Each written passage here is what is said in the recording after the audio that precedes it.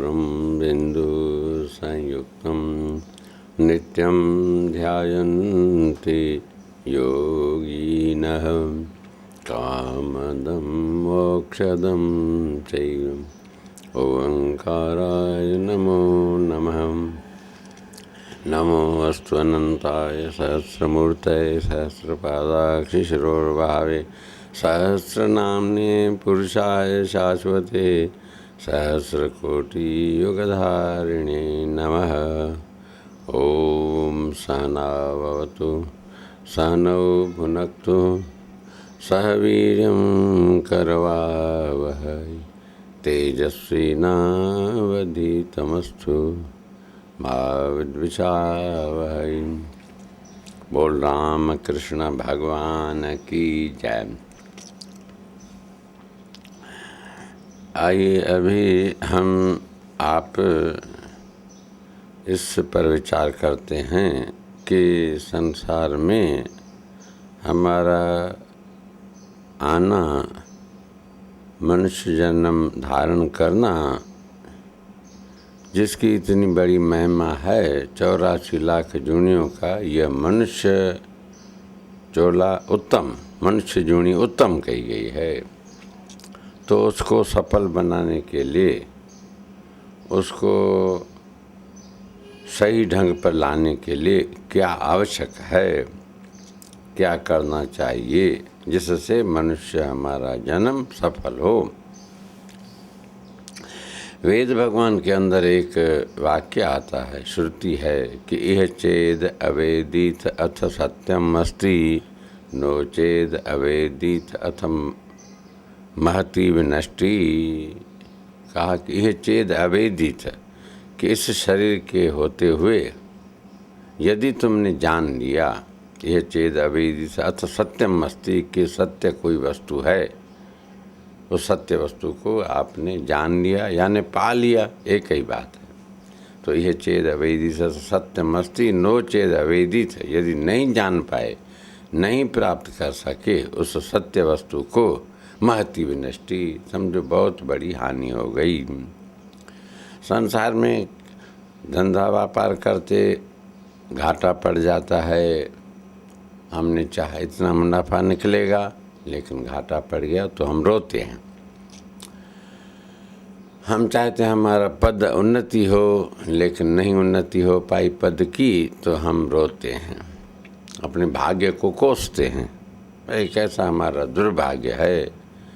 हमने चाहा कि लड़का पैदा हो और लड़की पैदा हो गई तो हमको अपने घृणा होती है कि यह कैसे हो गया। इसी प्रकार संत महात्मा इस पर ध्यान नहीं देते हैं। संतों का इतना कहना है, वेद का इतना कहना है कि यदि तुमने अपने आप को पहचाना तो समझो ये मनुष्य जन्म सफला हुआ, और यदि अपने आप को नहीं पहचाना तो यही सबसे बड़ी हानि है, नुकसान है। बाकी और तो संसार में पैसे या मान या पुत्र प्राप्ति ये सब कुछ होते ही रहता है, ये तो कर्मन के अनुसार। तो मूल बात हमको जिससे संतोष प्राप्त हो, जिससे हमको शांति प्राप्त हो, जिससे हमको आनंद की प्राप्ति हो, ऐसा कौन सा उपाय है? वो है आत्मा को, अपने आप को जानना। बस इतनी बात हो शास्त्र कहता है। और भूतेषु भूतेषु विचित्य लोका अस्मात् लोकात् अमृता भवन्ति, वो अमर पद को प्राप्त कर लेते हैं, अमर हो जाते हैं जो इसका विश्लेषण करते हैं, विचार करते हैं संपूर्ण प्राणियों के अंदर कि वो कौन ऐसा आत्म तत्व है, चेतन तत्व है, आनंद तत्व है, सत्य तत्व है। तो और इसी को ये ज्ञान की दृष्टि से, बाकी भक्ति की दृष्टि से देखिए तो भक्त कहता है कि जीवन सफल तब है जब भगवान को पा लिया। बस फर्क इतना ही है।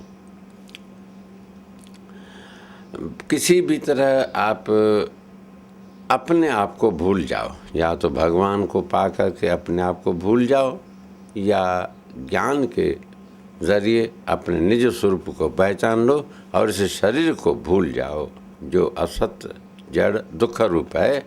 उसको भूलना है किसी भी तरीके से, ज्ञान के मार्ग से या भक्ति के मार्ग से, वो अपनी अपनी योग्यता के अनुसार। तो अभी ये ज्ञान की दृष्टि से अभी ये प्रकरण जो चला कि जिसने अपने आप को जाना उसका जीवन सफल, और यदि नहीं जाना तो समझो निष्फल है, वही नुकसान है। इसी को कृपण भी कहा गया है। कृपण का अर्थ यद्यपि कंजूस का नाम है, लेकिन यहाँ कृपण का अर्थ है जिसने आत्मधन को नहीं प्राप्त किया, वो कृपण है। निज स्थिति को हासिल नहीं किया, हकीकत को नहीं समझा, उसका नाम कृपण करके। कृपण का कमज़ोर भी अर्थ होता है। कृपण का कंजूस तो है ही है, लेकिन कमज़ोर यानी आत्मा को नहीं पा सके, कमज़ोरी रह गई, हानि प्राप्त हुआ, जीवन का लक्ष्य नहीं प्राप्त हुआ। तो अभी एक बार प्रसंग आया है, राजा जनक की सभा थी, उसमें याज्ञवल्क्य महाराज जो मान्य ऋषि हैं वे विराजमान थे, और वहाँ गार्गी भी आई है। वह भी ज्ञान में कम नहीं थी और नंग धड़ंग रहती थी, ऐसा उनका ज्ञान था, ऐसा वर्णन है उपनिषद के अंदर। तो वहाँ याज्ञवल्क्य के आगे प्रश्न रखा गया कि किसका जीवन धन्य है, किसका निंदनीय है, कौन हानि में है, कौन यानी नुकसान में है, कृपण यानी कौन है। तो वहाँ बताया गया ब्रह्म प्रापति बिन मरत है, वही कृपण कहलात। गार्गी से इम ही कही याज्ञवल्क्य ने बात, के राजा जनक सभा में गार्गी के पूछने पर याज्ञवल्क्य ने कहा कि वही कृपण है जो जीते जी अपने आत्मा को नहीं पहचान पाया। तो कहा कि ठीक है, और एक बार जीत उसकी हो जाए यानी अपने आप को पहचान ले तो ठीक है, तो वो कैसे प्राप्त होगा। कहा कि जब तक अज्ञान है तब तक उसको नहीं प्राप्त कर सकते हैं। कहा दूसरे श्लोक में, दूर होत अज्ञान के जीव ब्रह्म को पाय, कुंज अंड हिम हटत ही माता से मिल जाय।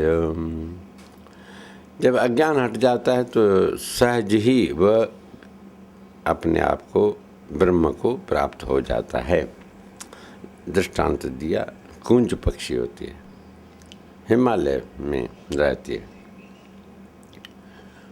अंडे देती है और फिर चली आती है इधर गर्मी वाले देशों में।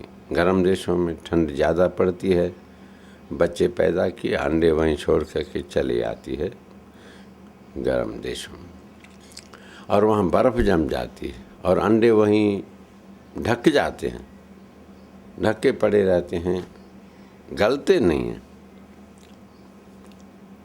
अब जब गर्मी का समय होता है, बर्फ़ गल जाती है, नदी में प्रवाहित हो जाती है, हट जाती है यानी बर्फ़, तो अंडे फिर खुल जाते हैं और वो माता भी जा कर के उन अंडों से मिलती है, प्राप्त होता है। तो जैसे बर्फ़ का पर्दा हटने पर वो अंडे जा कर के बच्चे रूप में माता के साथ मिल जाते हैं, इसी प्रकार ये जीव भी ब्रह्म के साथ पहुंच जाता है जब इसका आवरण हट जाता है, अज्ञान हट जाता है। यद्यपि यहाँ 3 पर्दे होते हैं अज्ञान का, कौन से, आवरण, विक्षेप, मल विक्षेप आवरण। तो मल दूर होता है जब निष्काम कर्म करते हैं,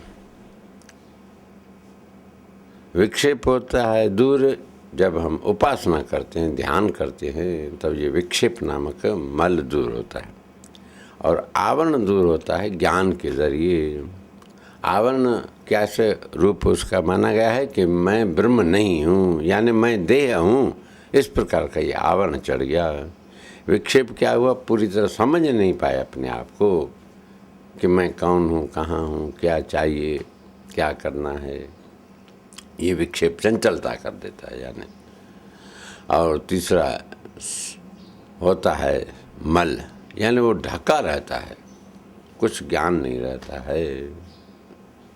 तो इसको दूर करने के लिए जैसे बर्फ हट जाना, ये पर्दे दूर हो जाना, तह दूर हो जाए तो अपने आप उसका बच्चों के साथ मिलन माता का होता है, कुछ करना धरना नहीं पड़ता है। तो और कहा कि जीव तोड़ आवरण को स्वस्वरूप स्थित होय, फूट पर अंडा अनल, भूमि पर रहे न कोय।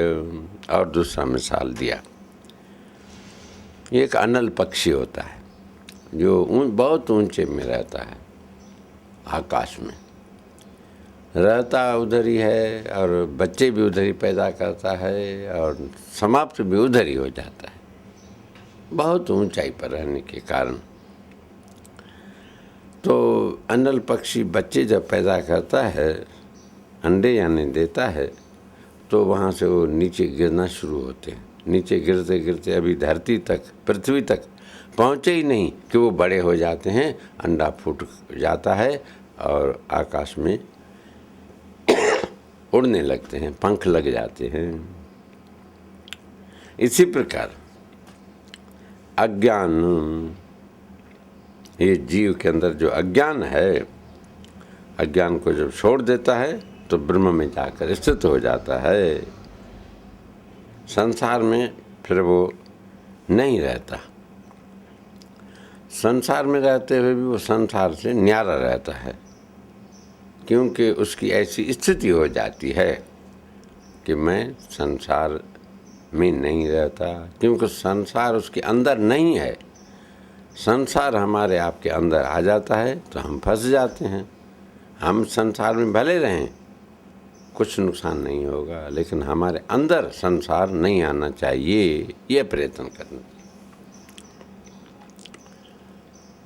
क्योंकि नौका भले पानी में रहे, कोई फिक्र नहीं डूबेगी, लेकिन पानी यदि आ गया नौका के अंदर तो पानी आने से नौका डूब जाएगी। वायुयान है, वायु में चल रहा है, वायु के आधार पर उड़ रहा है आकाश में, लेकिन वायु उसके अंदर यदि आ गई थोड़ी भी हवाई जहाज़ के अंदर, तो वायुयान गिर जाएगा, वहीं पर टूट जाएगा। इसी प्रकार संसार में हम रहें, लेकिन संसार हमारे अंदर नहीं आना चाहिए। और वो तब होगा जब हमारे अंदर में उस प्रभु परमात्मा का निवास प्रत्यक्ष रूप में दिखाई देगा, फिर इस संसार का असर नहीं पड़ेगा। और यही बात असली हम आपको करनी है। गुरु महाराज हमारे सतगुरु टेमराम या सतगुरु सर्वानंद, सतगुरु स्वामी शांत प्रकाश या और जो भी महापुरुष हुए हैं, सबका यही एक उपदेश है कि अपने आप को जानो। यद्यपि है थोड़ा कठिन काम, लेकिन आजकल तो ऐसा हो गया कि सब जगह ये वेदांत की चर्चा हो रही है, ब्रह्म की चर्चा हो रही है। कलौ सर्वे वेदांती न लिखा है, कलयुग में सभी वेदांती हो जाएंगे। ब्रह्म ज्ञान जाना नहीं, कर्म दिए छिटकाय, तुलसी ऐसे जीव को बार बार धिक्कार। तो हमने पूरी तरह जाना नहीं, साधना की नहीं, और हम आकाश में उड़ तो गए, उड़ रहे हैं, लेकिन गुरु के आगे प्रार्थना करते हुए उस पर स्थित रहें, यह प्रयत्न करना हमारा प्रथम कर्तव्य है। मेरा अर्ज सुनो महाराज, क्या करना है मुझको, कहो गुरु गरीब बनवाज। निज आत्मा को जानो, यह करना है तुझको, चाहे मानो ना मानो। निज रूप लखूं कैसे, ज्यों सतगुरु समझावे, तुम रहन रहो तैसे। सदगुरु के बताए अनुसार तुम हम रहेंगे तो अवश्य ही उस पद को प्राप्त हो जाएंगे। बिन सतगुर ना पाओ, अभिमान तजे मन का, गुरु चरने चित्त लाओ। अभिमान छोड़े बगैर हम सतगुरु के ज्ञान को हासिल नहीं कर सकते हैं, यह पक्का समझे। जिन कीनी गुरु सेवा, कहे त्यों तिन पाया, निज आत्म का मेवा। ये आत्मा का मेवा उसने पाया है जिसने गुरु की सेवा की है। विधि पूर्वक आप हम यदि किसी चीज़ को पाएंगे तो वह सुरक्षित रहेगी, हमेशा के लिए रहेगी, उसकी कदर रहेगी। और यूं ही मुफ्त में कोई चीज़ मिल जाती है तो उसका कदर नहीं होता है। इसीलिए हम आपका कर्तव्य है कि पूरी तरह ध्यान से किसी बात को समझें और समझ करके उसका अनुसरण करें। आत्मज्ञान पाने में कोई विलंब नहीं होगा, तभी जीवन हमारा सफल हो जाएगा। और कोई उपाय नहीं है अपनी जीवन को सफल बनाने का।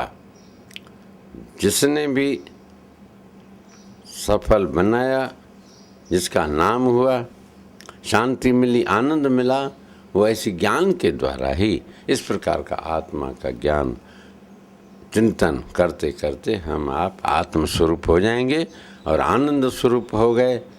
संशय नहीं रहा, किसी प्रकार का हमारे पास अज्ञान नहीं रहेगा। तब हम देखो फलते फूलते दिखाई देंगे, हमेशा मुस्कुराते रहेंगे, आनंद में रहेंगे। ऐसी एक विशिष्टता इस ज्ञान की है। ओ